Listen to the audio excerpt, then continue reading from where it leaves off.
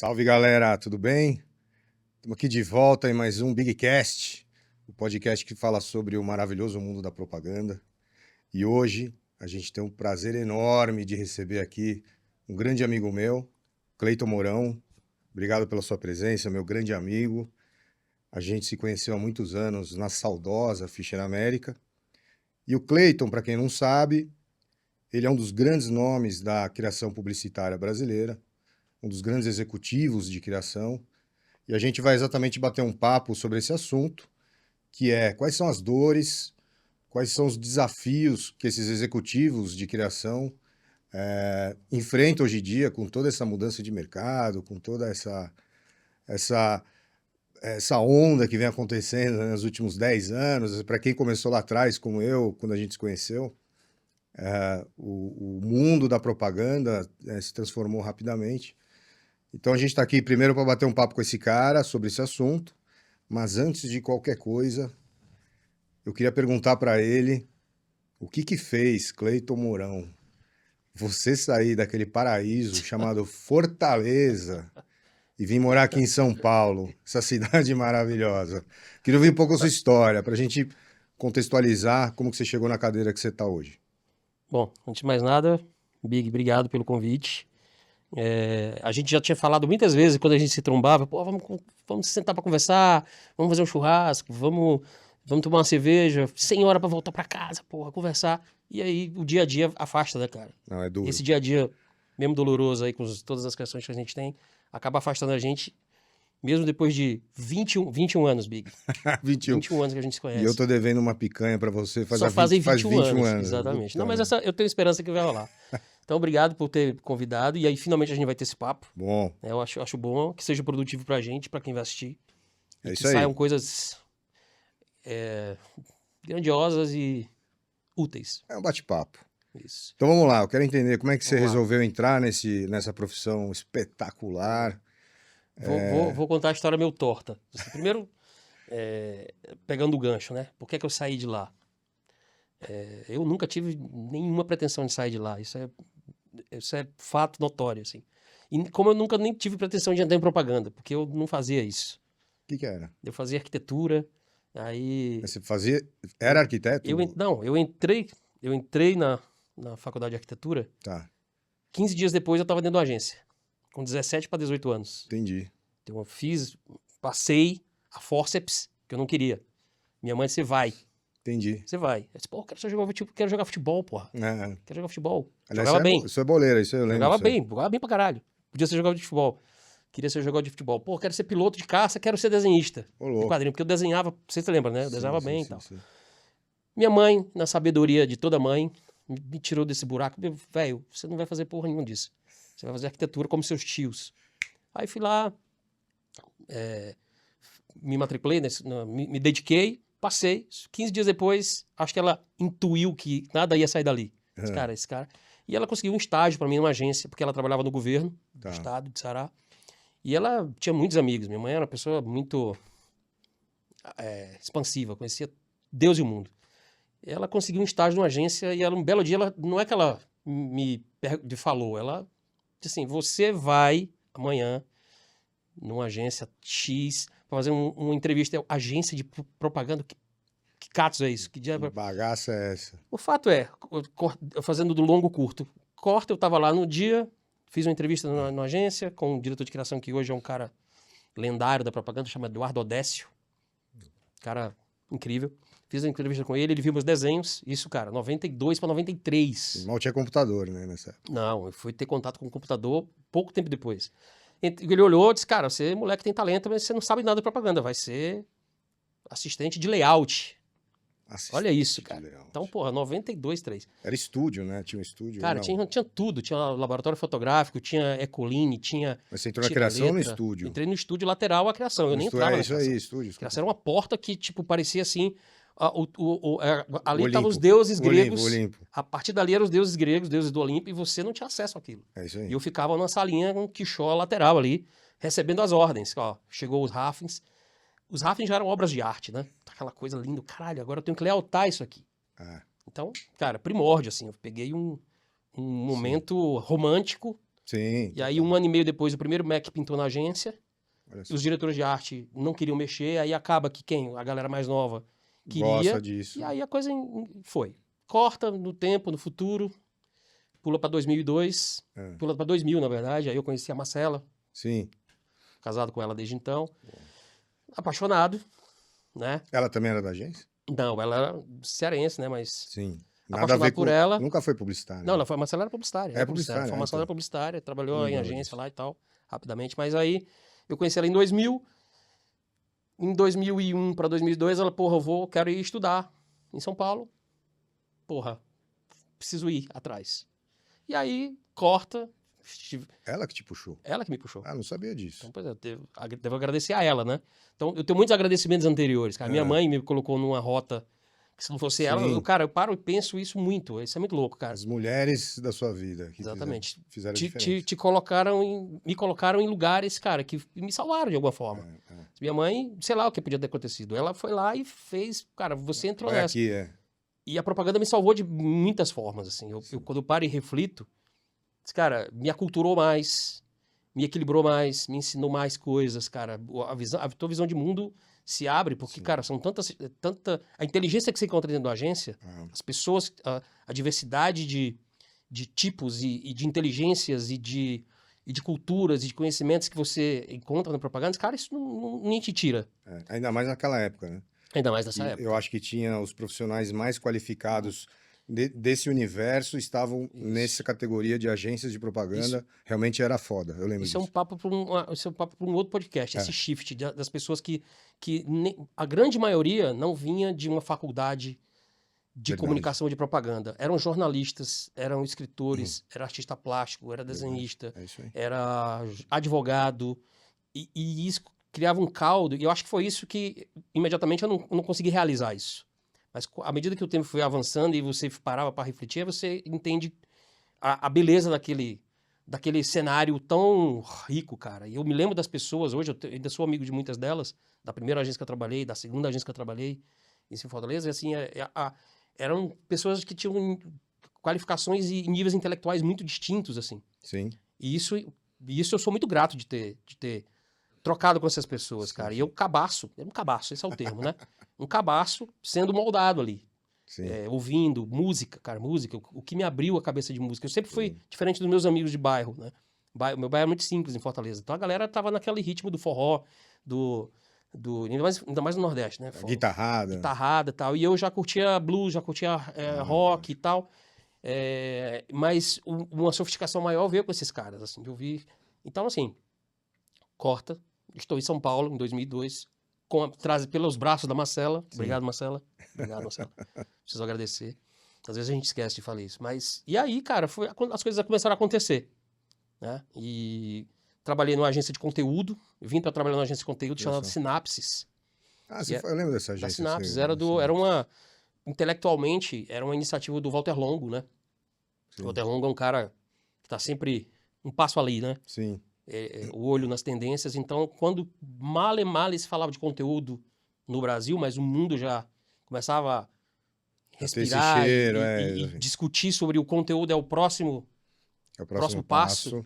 Ele já estava ali, ele criou essa agência de conteúdo e foi muito difícil, porque era uma língua que os caras não entendiam. Com certeza. Ele, intelectualmente, conceitualmente, ele estava muito dentro disso, mas fazer aquilo ser vendido como produto foi difícil. Então foi louco. Ele teve a ideia boa no momento errado, porque Talvez. Se fosse 10 anos depois, ele tinha explodido. Talvez. Quer dizer, não sei se ele deu certo. Não, deu certo em determinado ponto, assim.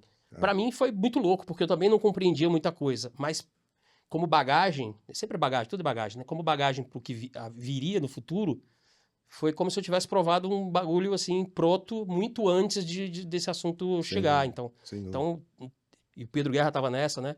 Então, foi aí que você conheceu? Não, o Pedro. A gente vai nesse capítulo. Depois o Pedro veio comigo, eu vim. Você trouxe ele na mala? Você trouxe ele na malinha? Vim antes, fiz força para ele vir, e aí ele veio e a gente começou a trabalhar. Não, retomou, né? Ah, tá. Porque eu comecei a trabalhar com o Pedro em 98. Ô, louco. Eu acho que é uma das duplas mais longevas da propaganda, cara. Verdade. Tipo uns 16 anos de dupla, assim. uma dupla emblemática. Tá misturado o assunto, né? Mas tudo tá certo. parecendo o filme do Christopher Nolan, né? Não tem acho do que começo tá nem claro. fim, mas... Não, tá super claro. E é isso, cara. E aí, dessa agência, a gente foi... Num determinado momento, a gente conseguiu, por vias tortas, meio loucas, uma entrevista com o Eduardo Fischer, velho. O próprio Eduardo Fischer. O próprio Eduardo Fischer contratou a gente. Não é que o diretor de criação da agência, que é o rito normal, né, de um tempo, assim... Não, o Eduardo Fischer teve aquele momento ali onde saiu o Átila, saiu a galera, e ele... E a agência explodindo. Acabaram nesse momento, tinham feito aquela campanha emblemática do Experimenta. Da Nova Skin. Isso, a campanha tava no momento... A agência estava super em destaque ali. Exatamente. A agência era a pérola mais brilhante naquele momento ali. É isso aí. Com uma campanha, cara, inesquecível, né? Sim. E a gente entrou ali meio pela porta de trás por conta do movimento do Átila sair, levar uma boa parte da criação, e o Eduardo, pessoalmente, ficou muito doído com aquilo. Foi mesmo. Então, ele meio que tomou para ele uma coisa assim, eu vou procurar as pessoas certas, pessoas que sejam... Que tenham um mínimo de decência, de agradecer, de ser agradecido, enfim, coisas do Eduardo. E aí ele particularmente foi atrás. E aí a gente chegou lá por vias muito tortas, vou te dizer que foi o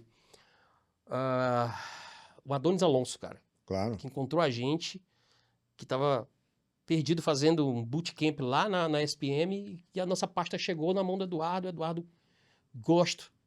Vem aqui conversar comigo. Cara, eu fui representando os dois, né? O Pedro, não, vai você. Eu acho que eu sempre fui mais cara de pau. Fui lá negociar com o Eduardo, velho. Louco. 20 e poucos anos nos couro, Eduardo, aquela figura que você conhece. Claro. Né? Icônico. E beleza, foda-se se você é o melhor diretor de arte do Ceará. Pra mim isso não quer dizer nada. Porra nenhuma. Tipo isso. Quanto você quer? Quanto você ganha? Eu falei, X. E o seu dupla ganha X. E eu, tolo, honesto, falei, o Pedro ganhava um pouquinho menos que eu dou X pra você e X pro seu amigo. Eu, não. Igual. Aí ele olhou pra minha cara, tipo, cara, que atrevido, filho da mãe, um atrevimento desse. Tá, eu dou isso pra você e um pouquinho mais pro seu amigo. Aí eu, beleza, cara, já conseguiu alguma coisa, enfim. Sim. Corta, a gente se encontra. E eu me lembro, como se fosse hoje, a gente chegando lá, aquela porta magnífica de madeira, da ficha se abrindo, cara, e pra gente era um universo. A gente trabalhava numa agência que era... A Synapse era um escritório tímido, bacaninha, mas muito tímido. E a ficha era aquela coisa de cinema, né, cara? Lindo. Sim, era maravilhoso. O piso da ficha valia mais do que todos os meus órgãos vendidos no mercado negro. Era uma riqueza absoluta. E a gente entrando por aquela porta magnífica, a criação linda, aquilo, né? Sim. Aquela pompa, era impactante. Aquela coisa que a criação tinha, uma divindade, né? E todos vocês lá, e eu e o Pedro chegando assim, sendo conduzido pela... Eu acho que era do tráfego, esqueci o nome. Ferrou também, não vou lembrar. Célia, não esqueci agora. Não lembro. Conduzindo a gente para uma mesinha num canto no fundo à esquerda lá, depois que a gente entrava à esquerda. Sim. Deu 10 minutos, você foi o primeiro cara a levantar e vir falar com a gente. Aí, sério, olha só. Eu me lembro, cara. Lembro perfeitamente. Você foi o primeiro Lorde. a vir falar com a gente e quebrar o gelo, porque a gente tava, cara, bicho do mato. Você foi o primeiro. E depois veio o Campos.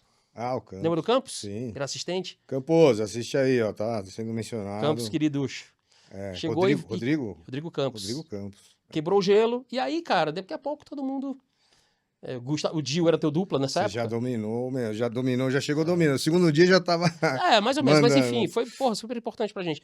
Enfim, assim, uma história meio louca. Foi Fischer. E depois da Fischer, pra onde você foi? E aí, cara, Fischer, aí a gente encontrou aquela Jader Rosseto, Pedro Capelletti, Flávio Casarotti. Maravilhoso. Big Trio ali, né? Então, porra, eles chegaram, trazidos pelo Eduardo, pegaram uma agência que estava ali sem uma liderança criativa depois da saída do Átila, conduziram muito bem ali, né?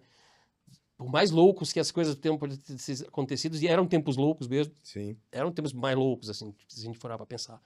Mas a agência teve um resultado magnífico, né? Assim, logo depois da chegada dos três, a gente entrou na concorrência de Honda, ganhou a concorrência de Honda. Verdade. Ganhou Caixa Econômica.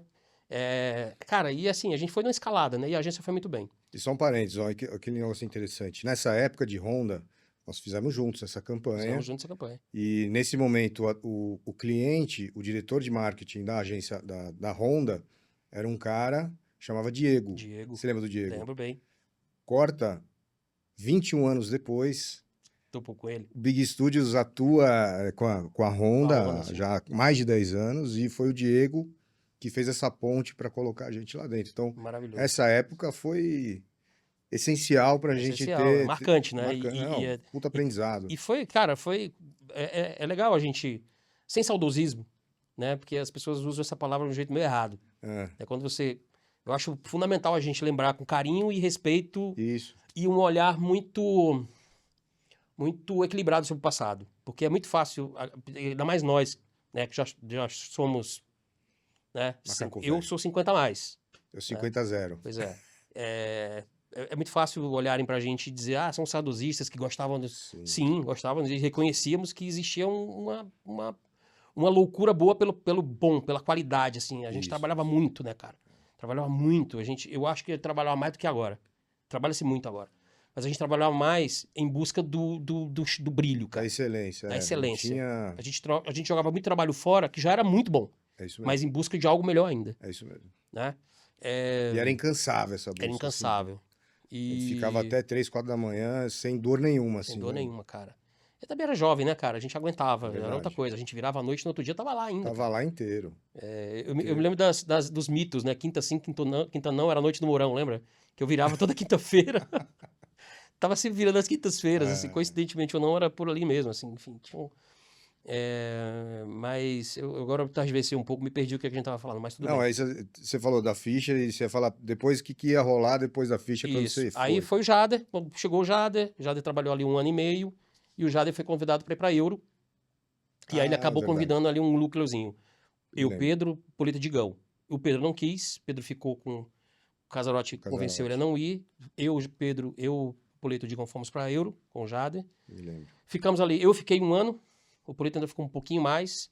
E aí de lá voltei pra Fischer. O Casarotti me chamou de volta pra Fischer. Trabalhei até 2009. Depois Neogama, a gente se esbarrou na Neogama. É verdade. Eu fui pra Neogama em 2010. É verdade. Pela mão do Ribas e do Wilson Matheus. Grande Wilson Matheus, grande Ribas. O Wilson eu não tive a oportunidade de trabalhar. Maravilhoso, cara. Amo de paixão, assim, cara. Todo mundo só fala bem dele. O pessoa, profissional, cara, o equilíbrio entre os dois é inacreditável, assim. Cara, espetáculo. Amo, assim, já era uma figura, o Wilson muito novo já era um mito, né? Sim. Isso eu me lembro da primeira vez que eu vi o Wilson.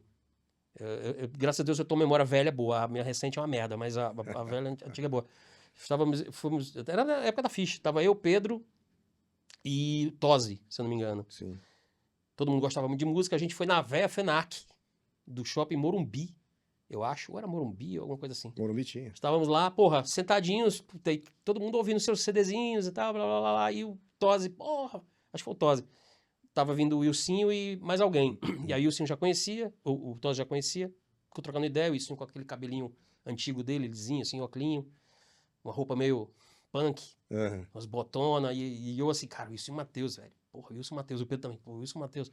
E aí, porra, Cleiton, porra, conheci ele nesse dia. Aí depois a gente se reencontrou em várias vezes, cara, e eu amo esse cara, acho ele fantástico. É demais. E, bom, aí, da Delgama, o Wilson saiu, foi pra Young, e da Young me chamou novamente. E aí eu fui pra Young, e foram 10 anos de Young.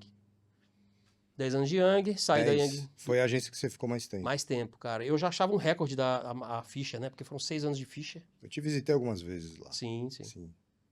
10 anos de Young, muita coisa aconteceu. Foram muitas Youngs, né? Trabalhar 10 anos no lugar, você trabalha em muitas agências diferentes, né? Exatamente. Também encontrei pessoas incríveis, cara. A rotatividade, eu não sei como é hoje, mas a rotatividade das agências nessa época era alta. Era alta. Chutando alto, assim, ficar 3 anos numa agência era tempo pra caramba, você ficou 10. Não, eu me lembro, agora que a gente tocou no assunto, me veio uma lembrança que alguém, uma pessoa grande do mercado, assim, big name, assim, começou a me sondar.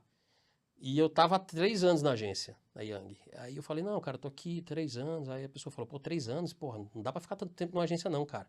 Aí aquilo ficou meio, como assim, por quê? Não sei, acho enfim, que dogmas, assim, umas crenças... Acho que você pular de uma agência para outra era você ter um upgrade, né? Um upgrade de salário, um upgrade de reconhecimento, de senioridade, sei lá. Eu não concordava com isso muito na época, tanto que eu achei muito estranho. E aí eu ainda assim fiquei mais 7 anos. E hoje, não sei, acho que isso não faz, de forma nenhuma, faz sentido mesmo não, cara. Você construir uma carreira num grupo, sem dúvida. cara, você tem todos os lados, certo? Sim. Bom, ruim. Mas você pegou a Yang, uma pergunta importante porque acho que tem a ver com o nosso assunto aqui na sequência. Quando você pega a Yang era de um dono e depois ela se transforma... Isso, eu vi a passagem. Ela se transforma numa corporação sem Corporação dono. sem dono. Que... Uma diferença brutal, cara. Isso é um assunto até entre os Youngers, assim, os que viram o Roberto como frontman ali, porque o Roberto era o dono, porque ele tinha uma participação acionária maior do que o grupo da PP. Roberto Justus, para quem não sabe. Grande Roberto Justus. E aí, quando ele sai, da PP adquire o percentual que dá a ela o poder de decisão. Ela é a majoritária. E sim, tiveram Vira uma empresa grandes mudanças. SA, né? Vira uma empresa SA. Grandes mudanças, cara. Em vários níveis, assim. Cara, no nível pessoal, assim, no olhar da agência sobre as pessoas, o Roberto, talvez ele tenha uma fama que ele não mereça. Assim, quem olha o Roberto tem muito de personagem. Sim. Mas ele era um cara muito atento, muito esperto, cara, muito inteligente. E eu achava uma coisa incrível nele, que ele sempre falava que ele não tinha problema nenhum em pagar caro para ter um bom profissional. Claro. E ele falou várias vezes isso dentro da criação. Se o cara é caro, eu pago. Se o cara é bom, eu pago. Entrega, o sênior entrega. Isso então, ele tinha uma percepção de valor. Isso, cara, é inestimável. Sim, né? claro. Então, qual o tipo de liderança que a gente ouve hoje em dia?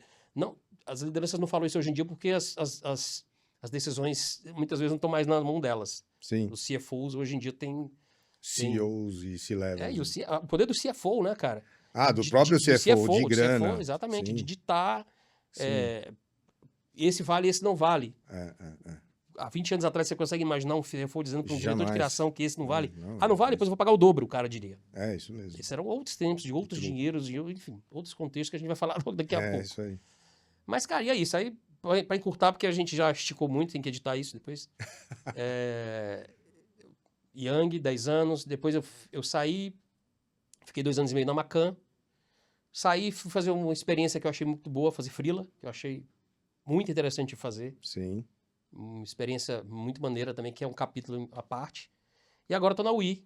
O Armandinho Armando Araújo, graça, me chamou pra lá e, cara, velho, mais do que tudo, eu tô feliz, cara. O Armando tem sócios ou não? Não, o Armando é CCO da agência. Né? Ele não é o sócio? Não, ele não é sócio, ele é CCO. E é a agência UI, faz parte do grupo UI, que o principal acionista é o Fábio Rosignoli, tem o Beto e o Dadal, que é o CFO. Então é uma tríade ali muito bem azeitada, que eles são os acionistas da agência. E o Armandinho, creio que ele vai chegar lá como sócio. Pode ser. Merece. E nessa hierarquia, onde que você se encaixa? O Armandinho é o VP, você... Ele é o CCO e eu tô ali junto agora com o Carlinhos Schroeder, grande Carlinhos Schroeder, a gente se deu um presente de aniversário, de Natal, né? A agência se deu um presente de Natal que foi o Carlinhos Schroeder, que agora ele é meu dupla, né? É um dupla. Isso, porque é a consequência do crescimento da agência. Sim. O Armando era, até 1 ano e meio atrás, o líder criativo só que uma hora, velho, não dava mais. Aí eu vim para dar uma força e agora outra pessoa também para dar outra força, porque realmente a agência explodiu. E é isso que eu ia falar. Pelo que eu estou entendendo e que eu observo, a agência UI tem crescido muito, exponencialmente. Acabaram de trocar de sede, pelo que você falou. Exponencialmente. Essa palavra é boa. E quando vem mais trabalho, cara, você chega uma hora que chega no seu limite, precisa de ajuda. Exato, mas isso é assim... a infraestrutura é é um ótimo sintoma quando você olha, né, cara? Porque a gente está numa gestão executiva, criativa, né? Com muitas responsabilidades também sobre o negócio, cada vez mais. A gente vai falar sobre isso, eu acho que Exatamente. O core do negócio é esse. E quando você tá tão asfixiado, cara, de alguma forma é um bom sinal de que o negócio está de vento em popa, acelerando num ritmo. Eu tô muito louco, o Fabinho Rosignoli deu uma entrevista agora há pouco e a gente teve um crescimento aí de média 60%. Caramba. Em um ano. É muita coisa. É muita coisa. Então, realmente, assim, cara, é exponencial. Essa palavra define. Mas eu acho muito legal todo esse teu trajeto que você descreveu agora, anos e anos até chegar onde você chegou, E claramente para mim, assim, te ouvindo, deu para sentir muito. Você falou do saudosismo, né? Como que era o mercado, né? As pessoas que passaram por nossas vidas, os chefes, né? Os Jaders, os Pedros, o Armandinho vem depois disso, mas e a transformação desse mercado, onde as agências se transformaram recentemente em, assim, a minha leitura, em grandes corporações. Nesse momento, quando a gente começava, 10, 20 anos atrás, você tinha no mercado brasileiro 50 grandes agências, né? Lembra que saiu uma lista, Sim, e sim. 50 realmente parrudas, agências muito importantes. E você analisando agora todos esses nomes que a gente passou de agências, a maioria delas não existe Não mais. existe mais. O que aconteceu, né? Essa galera, esses grupos internacionais foram comprando as agências ao longo dos anos.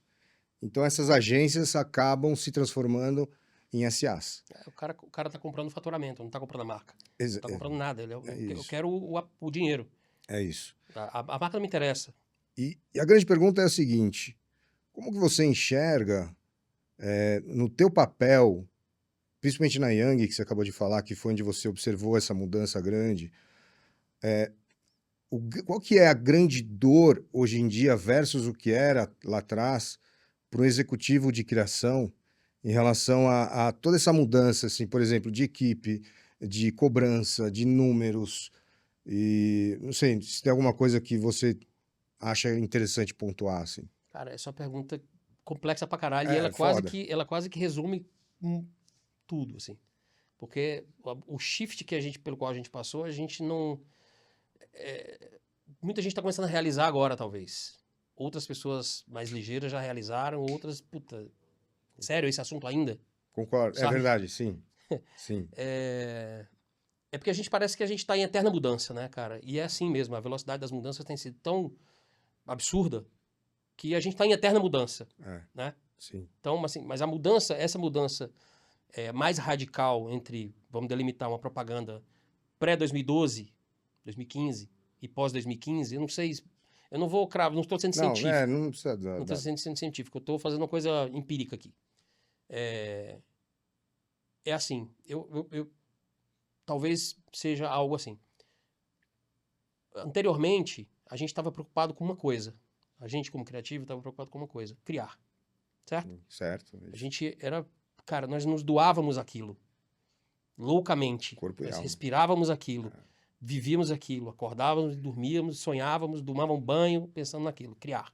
Certo? Eu imaginava que os mídias pensavam em mediar. Cuidar do Mediar é faturamento. ótimo. Cuidar do faturamento, olhar o dinheiro, administrar. O atendimento em cuidar do cliente de uma Da forma melhor forma possível. gentil e cordata e entender a dor do cliente, uma coisa muito humana, né? De olho no olho e tal. O outro administrava tal. Uma hora para outra, de uma hora para outra, não foi tão de uma hora para outra. A coisa foi num degradê, mas a grande parte das pessoas demorou mais a acordar. A gente estava envolto, assim, o criativo tinha que entender de atendimento. E ele não se preparou para aquilo. Sim. O mídia tinha que falar de criação e ele não estava preparado para aquilo. O criativo tinha que, ou o atendimento tinha que falar um pouco de planejamento. Talvez ele não estivesse preparado para aquilo. Era tudo muito Sim. departamental. E hoje é impossível ser departamental. Hoje misturou Cara, tudo. você tem que... A velocidade da coisa, talvez... Antes a gente tinha um espaço-tempo, assim, largo, cara. Sim. Eu me lembro de a gente estar numa ficha da vida, cara. Eu me lembro, juro por Deus, 2 semanas sem job. 2 semanas sem job. Onde você era o quê? Proativo. Ah, Você não estava sem sim. fazer nada. Sim, sim, É entendi. impossível você estar sem fazer nada. Não, nunca. Não existia isso, não fazer nada. Não. Não haver um job não quer dizer não fazer nada. Muito pelo contrário, você Não. todos... Era, aliás, a melhor hora para criar, Exato. né? A gente tinha um drive instalado na nossa cabeça, de não sei de que forma, onde a gente tinha que cavar, velho. A gente tinha que cavar porque isso dizia sobre o seu futuro. Sim. Qual o seu futuro como criativo, qual o seu futuro, onde você quer chegar. Determinava o quanto você cavava, o quanto você vinha com a faca no dente. Então a gente estava muito dentro daquele universo. E aí, aos poucos... Então, a relação espaço-tempo também foi reduzida. A relação espaço-tempo tem a ver com a atenção do consumidor. tem a ver com a atenção fragmentada do consumidor em 200 milhões de mídias e de pontos canais de de contato. Então, cara, esse balaio todo para dizer que a gente talvez não tenha se preparado adequadamente para agora. Sim. Muita gente, talvez já por personalidade ou por características muito individuais, tivesse um olhar um olhar mais abrangente sobre o que fazia e, por curiosidade, gostava de transitar nessas áreas. Essas pessoas, sem saber, estavam mais preparadas. Uhum. E elas devem estar por aí. Podem estar ocupando cargo de liderança e tal. Concordo. Eu estou olhando muito sobre o nosso ponto de vista criativo. A gente se doava muito a isso e acaba esquecendo uma outra coisa. Sim. E tomava muito tempo. Tomava né? muito não tempo. Era um negócio... Exato. A criatividade requer isso, requer um... Era um mergulho, cara. processo. A gente submergia naquilo de um jeito quase doente. Pois é, e isso é um negócio que eu acho bem interessante, né, do que você está falando, que eu enxergo exatamente o antagonismo que hoje existe no mercado de agências de propaganda, onde aquele criativo que queria essencialmente criar, que é o que você está falando, de repente tem que se transformar nesse executivo. Aí que vem uma grande dor. Assim, eu acho que talvez esteja nesse cerne a questão de grande descontentamento de alguns profissionais, que é muito comum. Você fala, e aí, como é que você tá? Não sei o que. Puta, tá difícil. Tá difícil pra caramba, porque é outro business, né? É outra cadeira, é outra função. Beleza, acho que tá claro, assim. Você quer colocar mais alguma coisa? Eu acho que é isso, assim. Resumindo, a gente não foi preparado para isso. Pois é. E aí de quem é essa... Existe uma responsabilidade? Ou o mercado mesmo não estava preparado para essas transformações? Porque é que nem, cara, hoje se discute por que o brasileiro não sabe lidar com dinheiro. Porque não existe na escola, não existe uma matéria chamada educação financeira. Então, por que a gente se bate hoje? Muitas pessoas não sabem o básico de administrar dinheiro. Sim. Porque não havia isso. Aí é fácil agora a gente olhar para trás e dizer assim, pô, por que ninguém foi preparado? Porque, por exemplo, um Fábio Fernandes da vida era um criativo, mas ele tinha esse olhar de business e tudo, porque ele... Os justos mais ainda. Mas ele foi obrigado a isso. Sim, com certeza. Ele foi obrigado a isso ou ele se preparou para isso? O que é que veio ovo a galinha antes? Não sei. Então, um Alexandre Gama da vida, um Marcelo Serpa, um Mosta Oliveto, um Nizam. Que então, fizeram esse pulo, né? Que fizeram essa transição. Então, talvez, aí a gente pode jogar a responsabilidade sobre eles, assim. Dizer assim, por que esses caras... Porque eles são fora da curva, todos eles, inegavelmente. Mas será que eles não tinham essa visão de futuro? Cara, os criativos também têm que ter uma visão de negócio. Sim. Eu preciso preparar esses caras. Será que nenhum deles, uma vez, nunca parou para pensar? Eu não sei se esse é um assunto já debatido, não sei se eu estou teorizando uma coisa absurda, mas enfim, a gente pode falar sobre qualquer coisa agora, né, cara? Por que estamos aqui? E não é que a gente está num atoleiro. Não estamos no atoleiro. Só mudou. Só mudou. É isso. E mudou mais rápido para uns e não para outros. Mas mudou e a gente tem que seguir mudando. E tem que seguir essa jornada e tudo mais. É isso.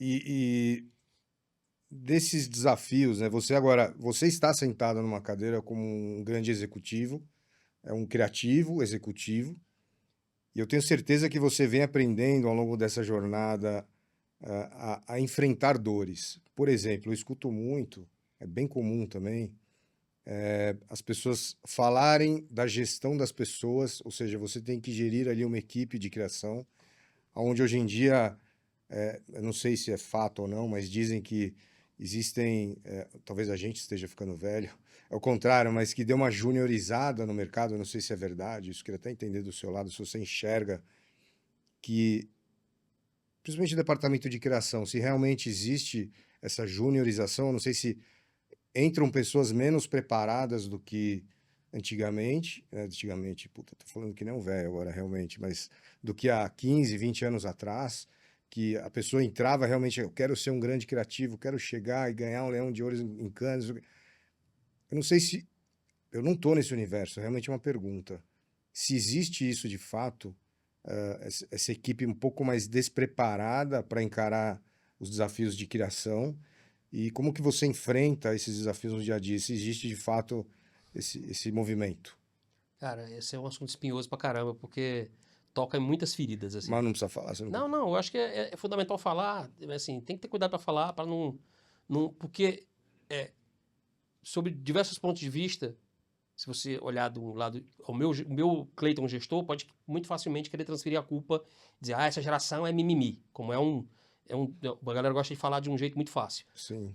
Mas se você olhar também do lado deles, eles vão dizer, porra, esses caras não estão presentes, eles não são próximos a nós. Os salários são muito baixos. Cara, e todo mundo tem razão. É isso mesmo, os dois lados estão certos.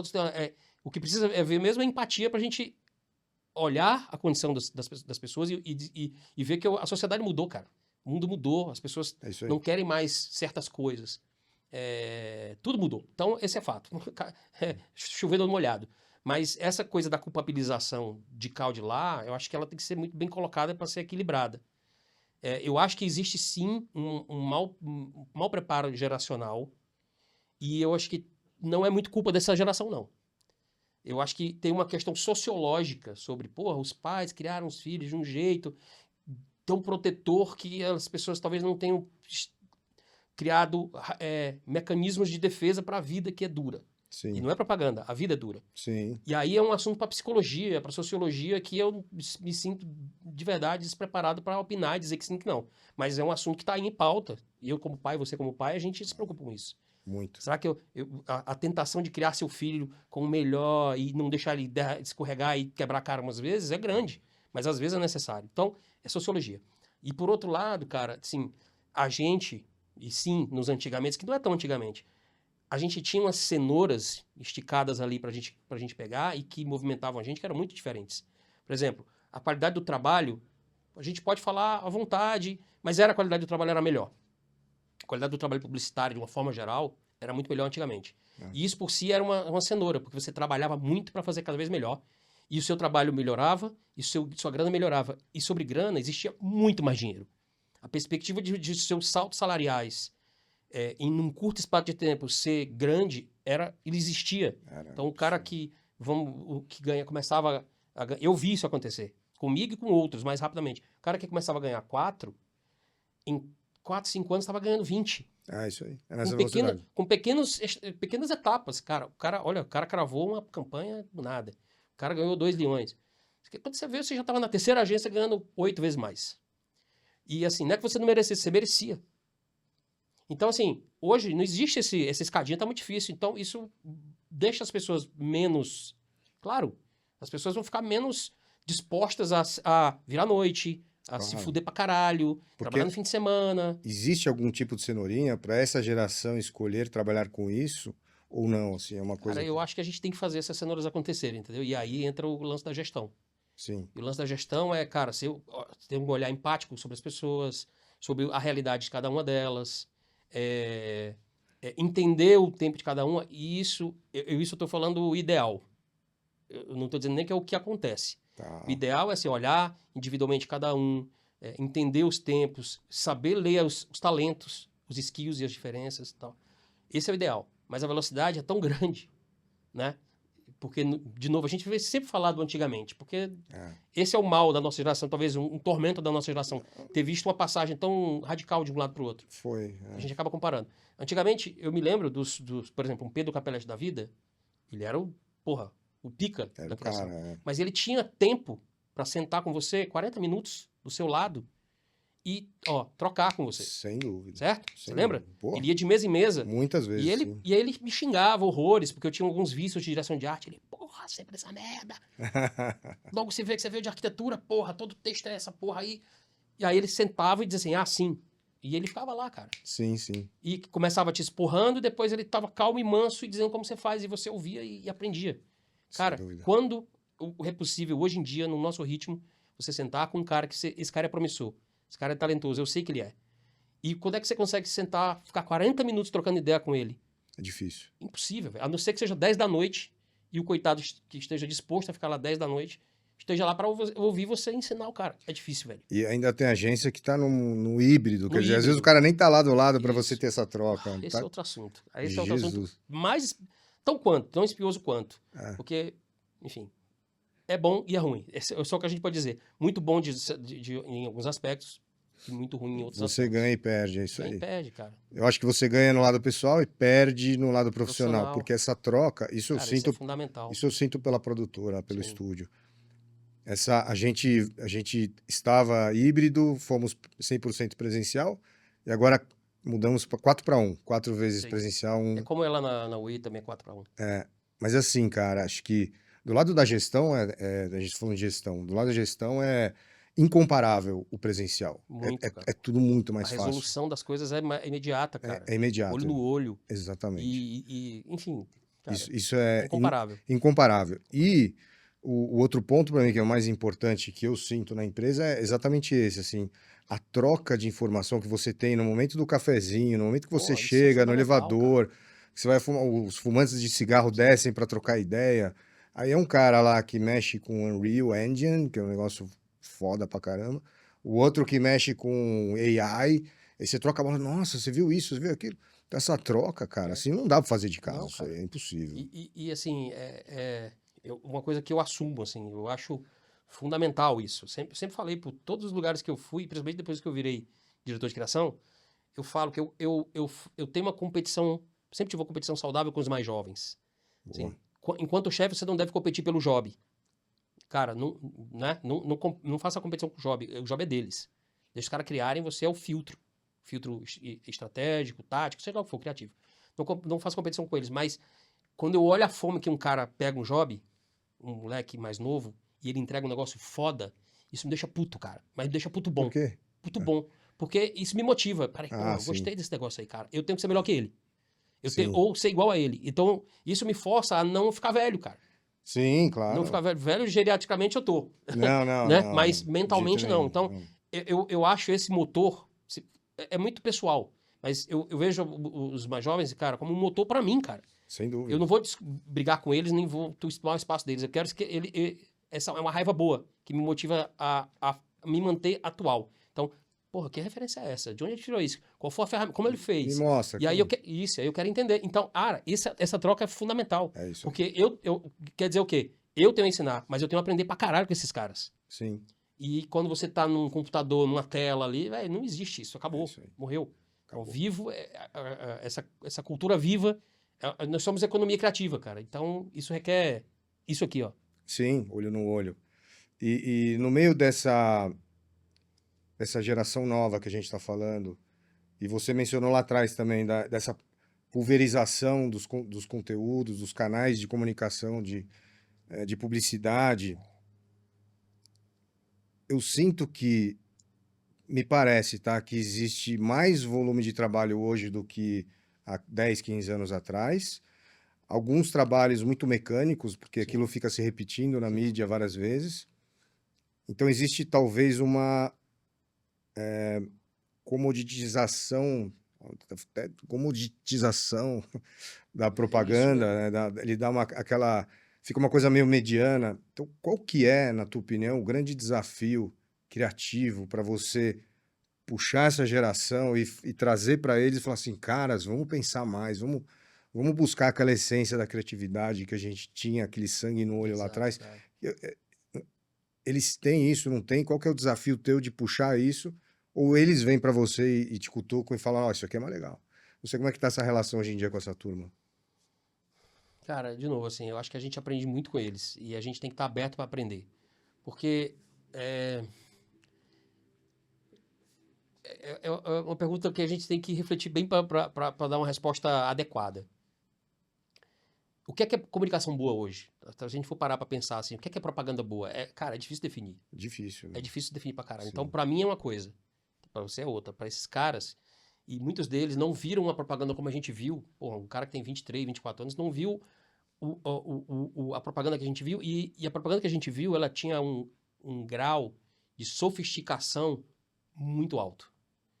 A sofisticação de linguagem, de metalinguagem, de metáfora, que a propaganda que a gente aprendeu a gostar tinha, e foi assim o momento de ouro da propaganda, eu acho que vai ser difícil a gente voltar a ela. A gente tem espasmos dessa propaganda hoje em dia. Espasmos. Mas essa propaganda era tão boa que eu sou impactado o tempo todo, até em WhatsApps de amigos que não são publicitários, que me mandam um filme e falam, nossa, olha que criativo. Eu falo, cara, esse filme ganhou Leão há 2015, 2012. Eu me lembro de alguém falar em muitas palestras aí, há muito tempo atrás, que era notório um conceito de que a propaganda o break tinha mais qualidade do que a própria conteúdo da TV. Eu não duvido. Então a gente viveu essa propaganda, Sim, onde sim. o break, cara, era de excelência. Era Você olhava, divertido, cara, esse é né? melhor do que o Era que passa, é divertido. melhor do que o filme, é melhor do que a novela, é melhor do que... É melhor. Então a gente viveu essa propaganda. Então, só que ela é uma propaganda dominada pela TV, cara. Então era um isso. canal. A cultura mudou do consumo de conteúdo. Isso. Então, como a gente estava numa pista só, que ela era dominada, a gente tinha outras. O print, mas também era uma pista só. E a sofisticação do print também, ela acompanhava a sofisticação da TV. Era muito mais, até. Eu acho a complexidade do print, de você passar aquela ideia num papel estável, uma coisa estática, né? Isso é louco. Isso era muito difícil. E o Brasil sempre foi uma excelência nessa mídia, né? Então, a questão, se a gente parar para pensar, é matemática. Assim. Era uma energia despendida numa coisa mais específica. E hoje em dia, a energia despendida em, cara, quantas... Essa pista fez assim, ó. Sim.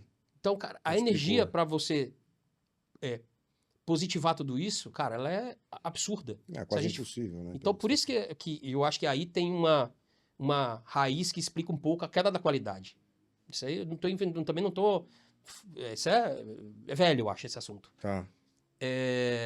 Então, assim, a propaganda que a gente conheceu, ela tem espasmos, e hoje a propaganda é meio difusa. O que é propaganda boa? Para mim, a gente deu um espaço para trás em termos de linguagem. A gente tá um pouco ali nos anos 50, 60, que é uma propaganda informativa. Concordo, muito. Certo? Nossa, muito. Então, virou uma propaganda informativa. Mas muito. Então, assim, a sofisticação que a gente alcançou ao longo de quase 40 anos de propaganda, dos 60 até 2000, morreu por conta da dispersão, do dinheiro que foi disperso também, que não dá para manter o nível criativo de qualidade em tantos pontos de contato. E o que aí não, eu preciso investir uma grana concentrada que precisa se dispersar, ter a mesma cara e consistência. O que acontece? A gente caminha para comoditização, cara. Comoditização. E aí tudo fica pasteurizado. Então, o mundo, não é a propaganda, o mundo ficou assim. Eu adoro futebol, amo futebol. Mas eu acho que o futebol virou um pastiche. É pasteurizado. Porque, isso é uma teoria minha, tá? Vamos falar de futebol. Vamos falar de futebol rapidamente. Fazer um paralelo. Olha o futebol dos anos 80 e 2000. Até as figuras dos jogadores, o fenótipo, o jeito, era diferente, cara. Você tinha um cara mais gordinho, tinha um cara mais baixinho, tinha um cara cabeçudinho, um cara alto, um cara baixo, um cara raquítico, um cara mirrado, um cara não sei o quê. E esses caras, por diferente, eles traziam um futebol muito mais diverso.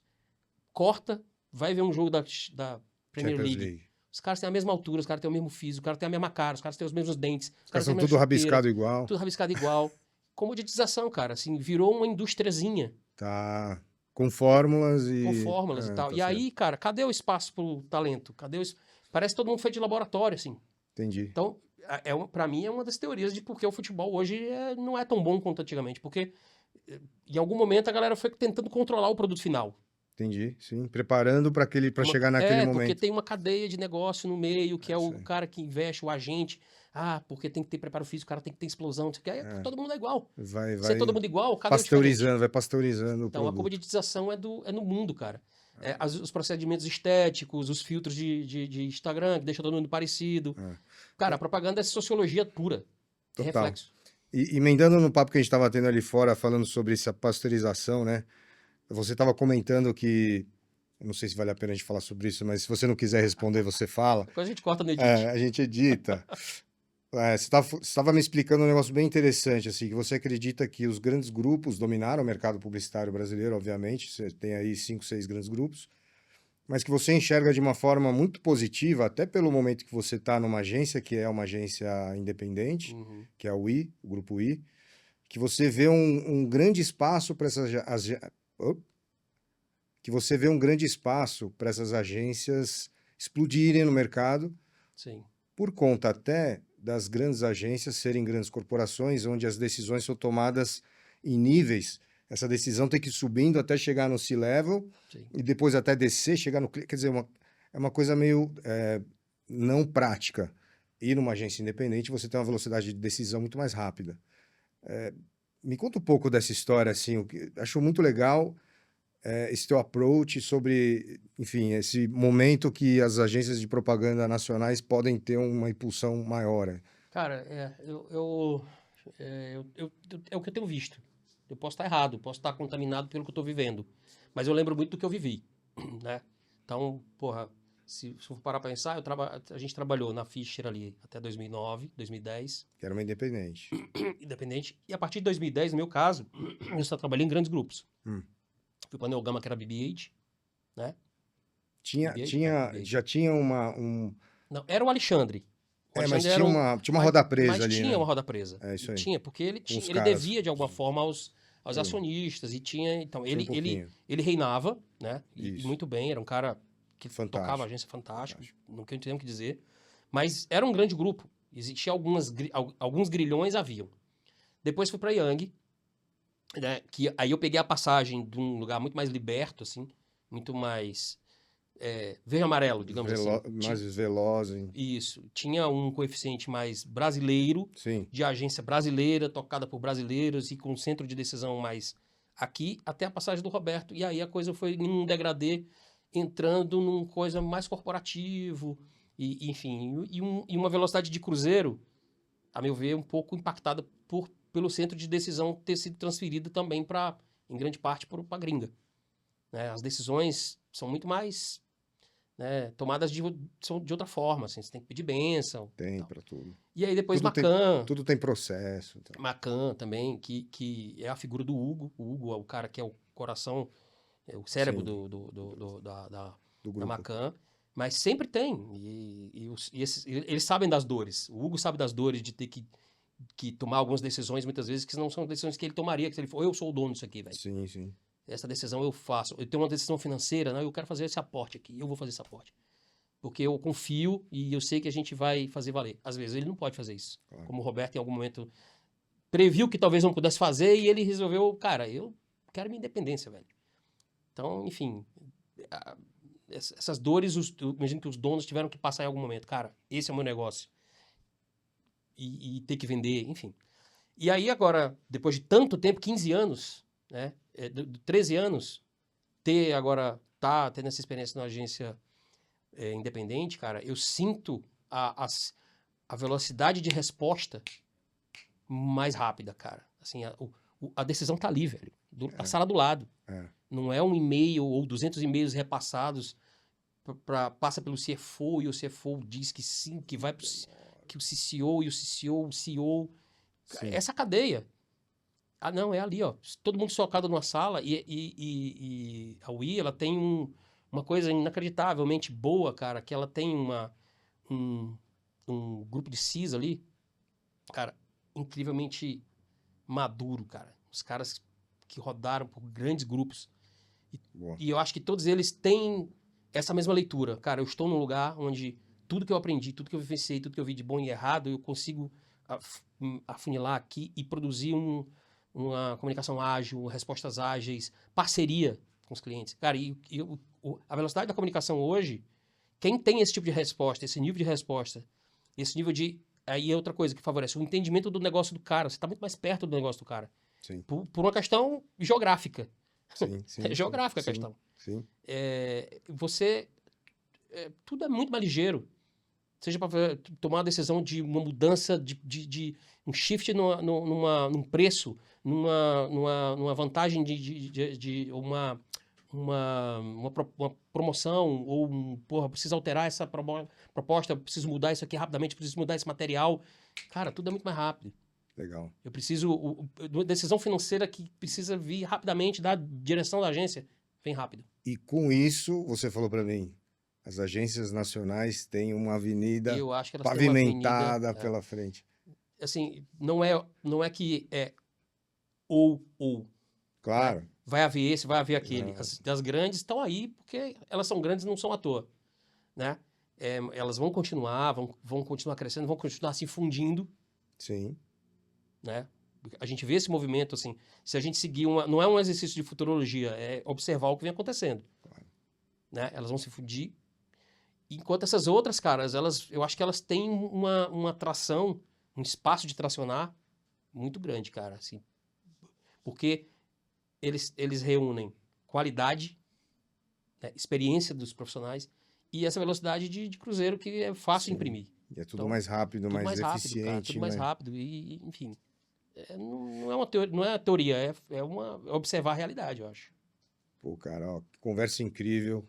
Já foi? Mas, cara, ali, ó, 54 minutos. Rápido. Cara, acho que a gente falou sobre temas muito importantes aqui. Eu queria... Você quer emendar mais alguma coisa, Não. cara? Você acha Você que... tem alguma consideração final que eu tenho que fazer? Cara, tenho aqui uma coisa para você fechar o nosso bate-papo aqui. Essa pergunta filosófica. Conselho, uma frase lapidar? Olha que frase bonita que eu escrevi aqui, ó. Qual conselho você daria a um profissional que está assumindo agora um cargo de liderança numa agência de propaganda? O cara que está chegando agora, o que você falaria para ele? Velhinho, não sei. É uma pergunta difícil. Não é difícil não, cara. Sabe por quê? Porque eu tenho a resposta na ponta da língua porque eu ouvi isso. Eu não lembro quem foi, tá? Na verdade, eu não lembro se alguém me falou, se eu produzi, eu acho que eu ouvi. Mas a frase é boa. E ela é verdade, assim.